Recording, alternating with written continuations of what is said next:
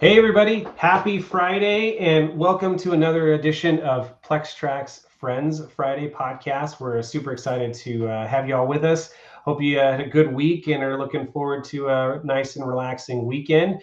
We're joined with the one and only one of our good friends, Nick Popovich, and he is the founder and CEO of Rotus Security and good longtime friend of PlexTrack as well. And so Nick, thanks for joining. Thanks for joining the podcast again. We've had you on before. It's always a pleasure.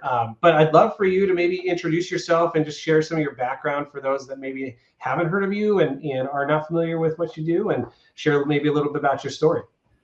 Absolutely, Dan. It's always a pleasure to talk with you and talk through, because you care a lot. You're not just one that like comes in and says, let's talk cyber. You care about the whole ecosystem. You care about the people, the processes, and the personnel and all that good stuff. So yeah, I have been playing around with computers since 2003. In late teens of the 2000s, started Rotus Security with the idea at first, just I really wanted a side hustle. I wanted to do pen tests. And what I learned as I started was you have to protect yourself with not only a company and all the different trappings, but when I started to create the LLC and start doing work, it just started to snowball. And all of a sudden, here we are, nice boutique Pentest consultancy. Spent time in the military, so veteran-owned small business, and really like to focus on working with organizations that care. It's not just a checkbox work through. It's not just because they have to, although those do get the conversation started. Getting the opportunity to perform offensive cybersecurity exercises the way that we think it should be done, and partner with folks is really what we're all about. So yeah, been a friend of PlexTrack since it was, I feel like since it was on your laptop, like Probably. 100 years ago when it was like teal.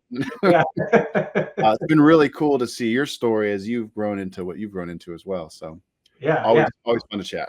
Well, yeah, thanks. Appreciate it. So yeah, and I think that's kind of where we wanted to take the conversation today is like, I think that you called it out really well in terms of you as part of your mission is like focusing on customers who do care, and maybe share a little bit about what that means. Like, what do you look for, and like, what does it mean to truly like care about the pen test and not checking the box? Right?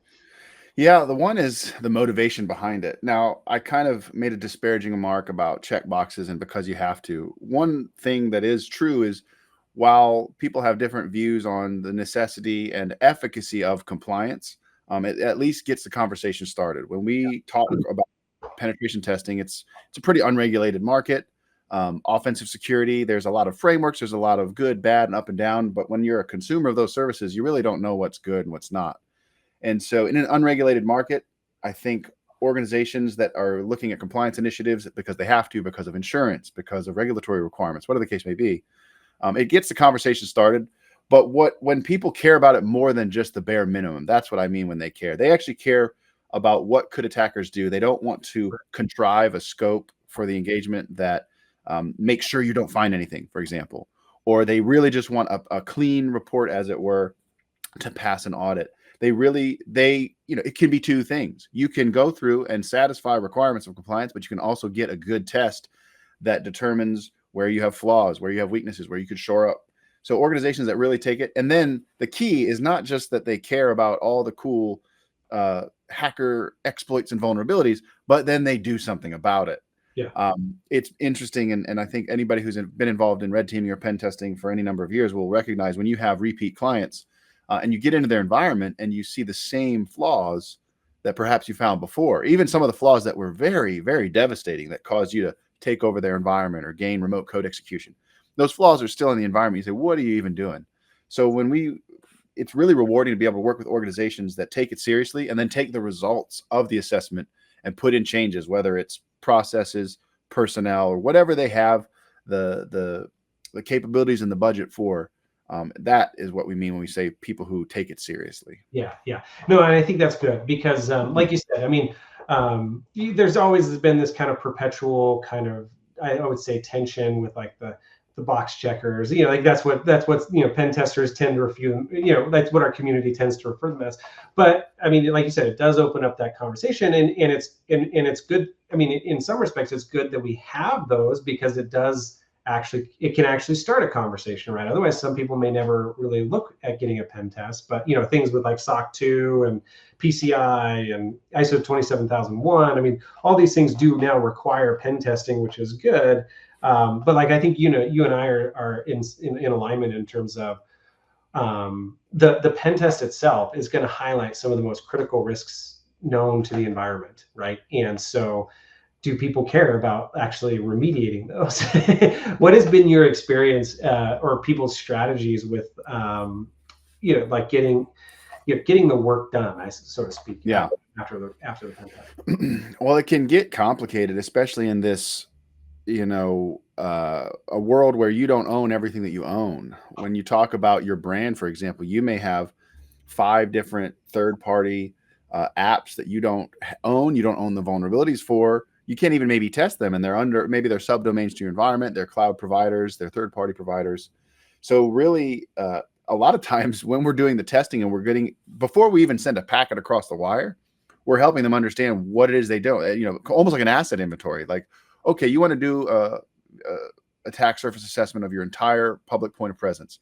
Let's talk about your IP block ranges, which is going the way of the dodo. As you talk about cloud native, cloud first, IP addresses are ephemeral. Who cares what the IP address is? It's the namespace or the app stack or the functions that are being called. A lot of times we're relying on DNS. And then you get in trouble where they say, well, yeah, star.ourdomain.com. That's in scope. When they start testing, you're like, is it really? Because you have just as an example, all the different Atlassian, you've got, tickets.domain.com and help and docs.domain.com. And those aren't assets they actually own. So we go through an exercise of actually understanding and helping them to understand what they actually own.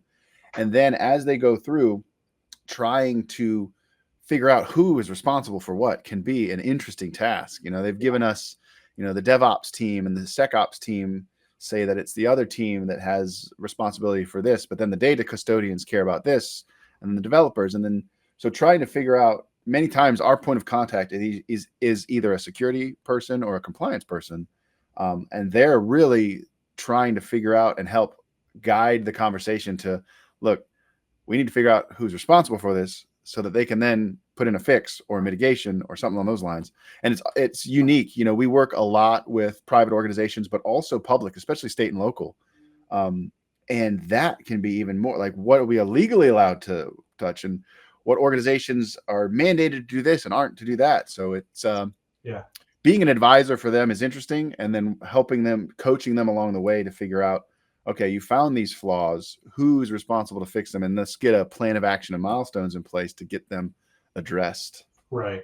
Yeah, because that's when we talk about continuous testing, and it seems like, I know we've talked about continuous testing in the past, but it's the way the world is going towards, like, hey, people find a lot of value in penetration testing because it exposes the most vulnerable systems and the most vulnerable exploits, for the organization. So those are going to be the higher priority items to fix, and so you want to be doing that in a more continuous basis, so you can keep up, try to keep up with threat actors and new techniques and new exploits. So like I think the world is continuing to shift towards that continuous testing. For sure. But that also commands and requires the continuous remediation lifecycle, right? So being that advisor to be able to help them, like, hey, here's what you should prioritize.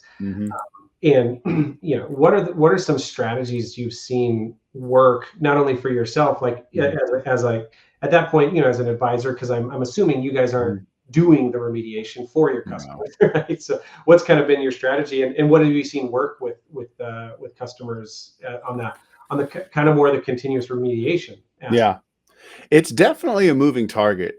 As unique as organizations are, their strategies and the partnerships that they have on their side are just as unique. So a lot of organizations are they're assigning them to internal ticketing systems and giving, if they don't have internal SLAs, a lot of times they're really going to be having trouble. So we try to encourage folks to establish internal governance, and if they don't have it, we'll say, look, we're going to give you kind of a semblance of a framework that you can leverage internally to hold folks accountable. Many organizations, especially large organizations, have a governance framework where you have different SLAs associated vulnerabilities. And that's where we end up having some of the most discussions of, is a vulnerability truly this severity rating based on your compensated controls, based on the CVSS, et cetera, et cetera, et cetera. So for many organizations, it's going through the effort to qualify and quantify the risk that we come out with our assessment, and then they take the flaws in, and then it's establishing accountability. Usually it's going to end up being projects. They kind of they treat it like an internal project. In fact, most will assign a project manager.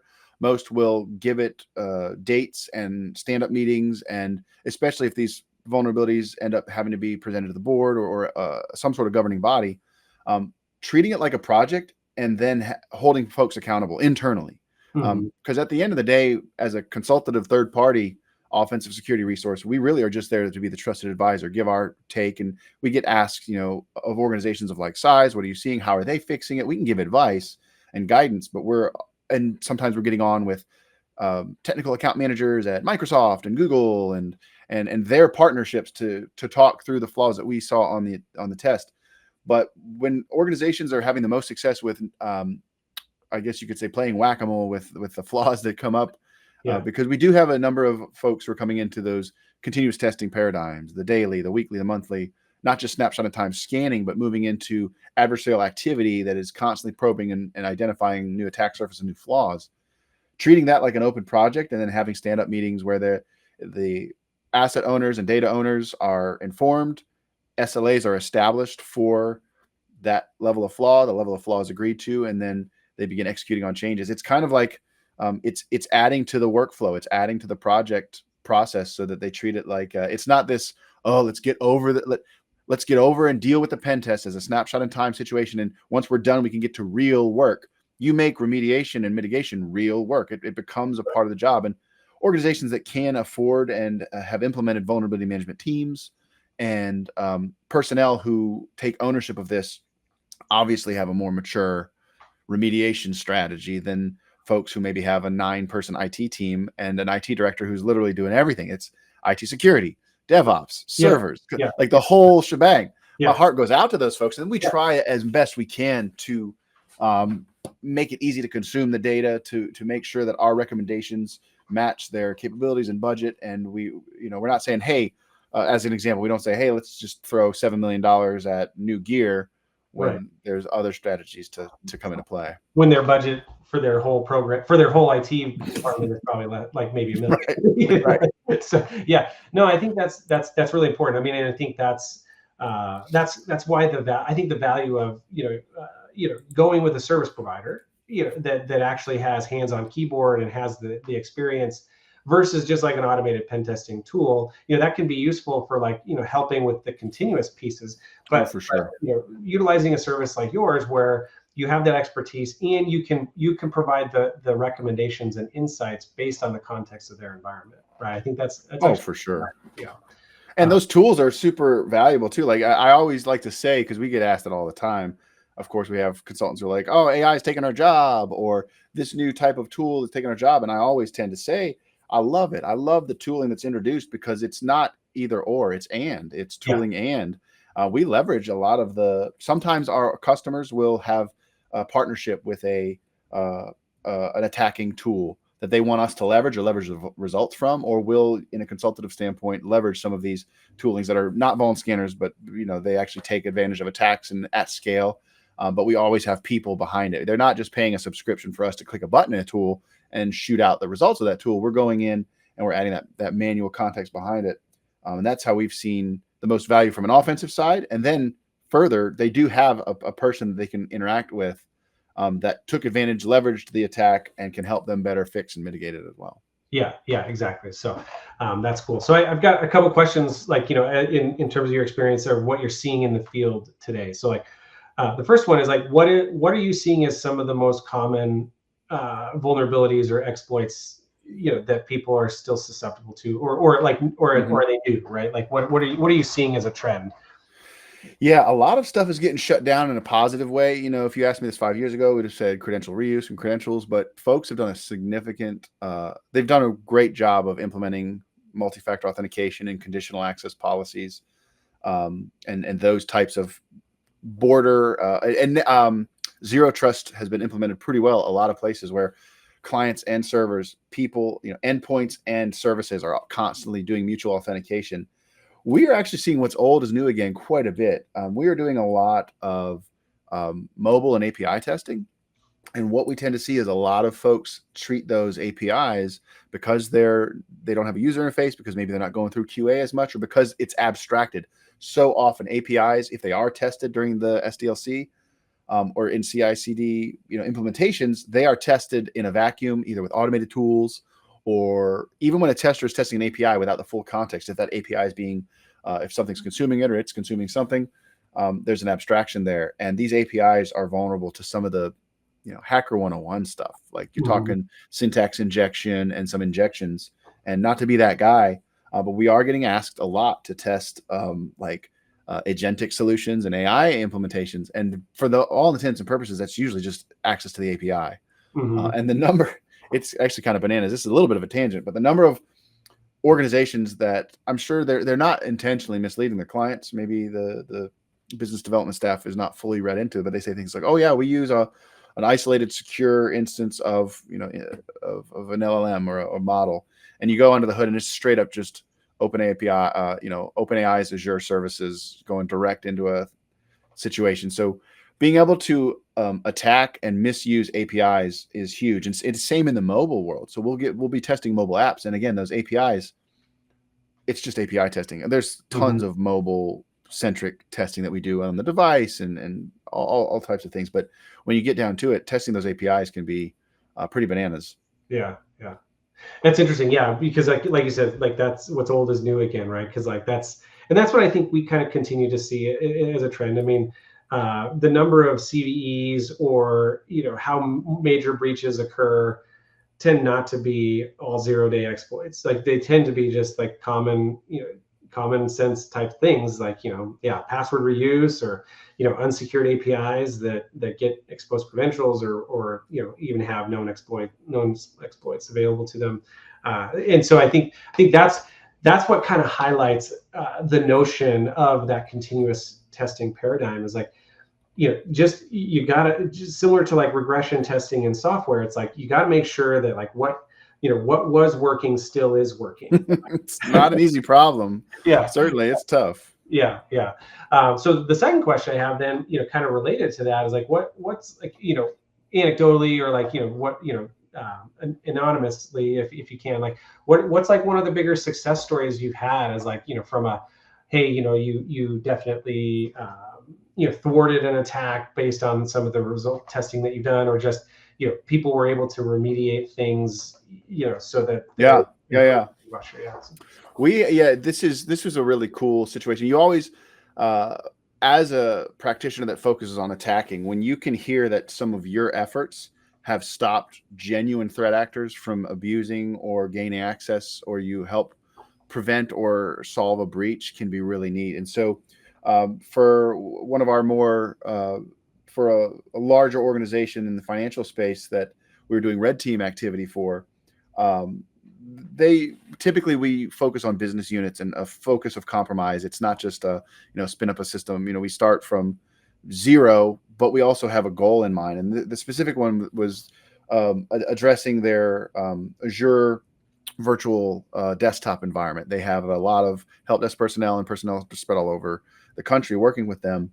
And we had the ability to, we did our typical social, the way we get in with most red teams, it's usually not going to be payloads. We'll try our hardest and we'll look, but it's going to be social engineering. So just call up, get a quick assist session on somebody's desktop, establish some special C2 sauce and get in.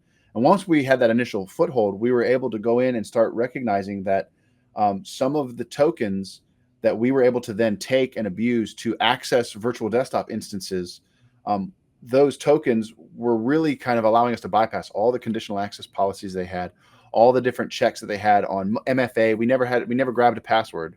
That's not true. We eventually grabbed passwords. But the point is, the initial compromise and some of the absolute devastating activity we did was all through token manipulation, grabbing cookies, snarfing sessions after just, we did a social engineering call at a one person's laptop. And so we went through and we were able to really detail specifically what tokens and cookies and sessions we were able to abuse, where we were able to get in their environment, and how they could better implement their conditional access policies and some of their detection mechanisms that they had put into place. And come to find out, about a month after the engagement ended, got hit up by the CISO, and they said, we identified an actual threat actor basically trying to do some of the activity you had done during your red team.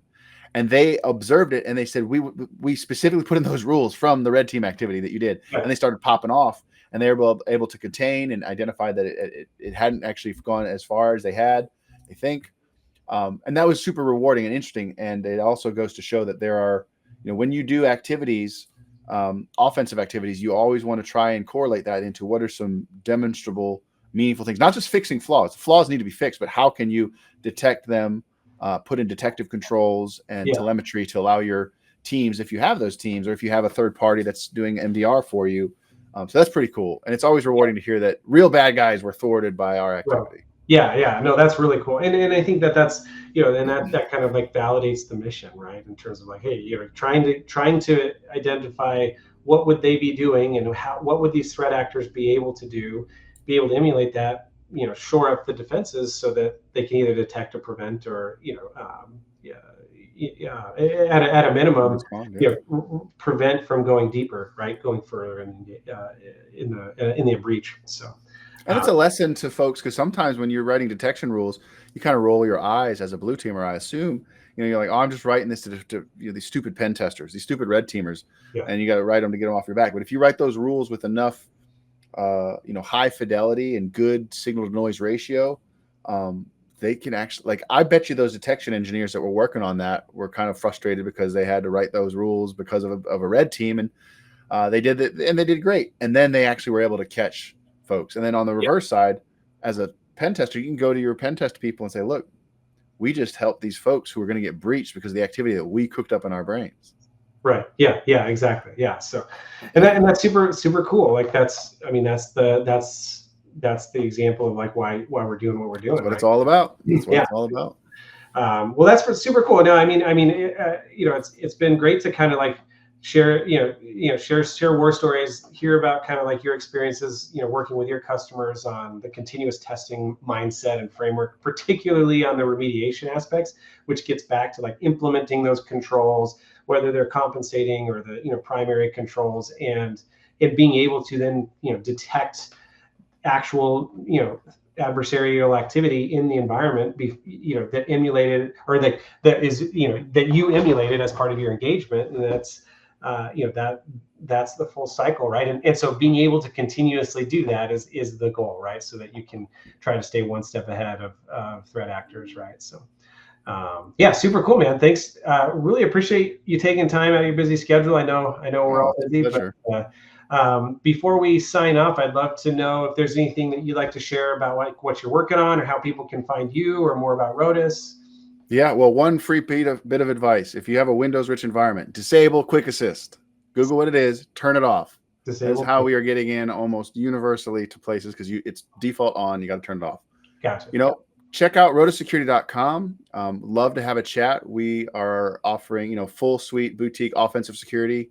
Also love to just cybersecurity awareness month is over, but we love to get called in to do workshops and lunch and learns to walk through cybersecurity best practices with folks. So yeah, rotosecurity.com, and turn off Quick Assist. Awesome. Yeah, that's good. That's very practical advice. That's good. Now you're going to have to figure out some other way to get in. That's the nature of the beast. Yeah. That's good. Awesome, Nick. Well, hey, thanks so much. Appreciate your time. Appreciate you as a friend and a friend of PlexTrack. And for everyone else, really wish you a happy Friday. Thanks for joining us, and have a fun and safe weekend. And we will catch you next time. Thanks again.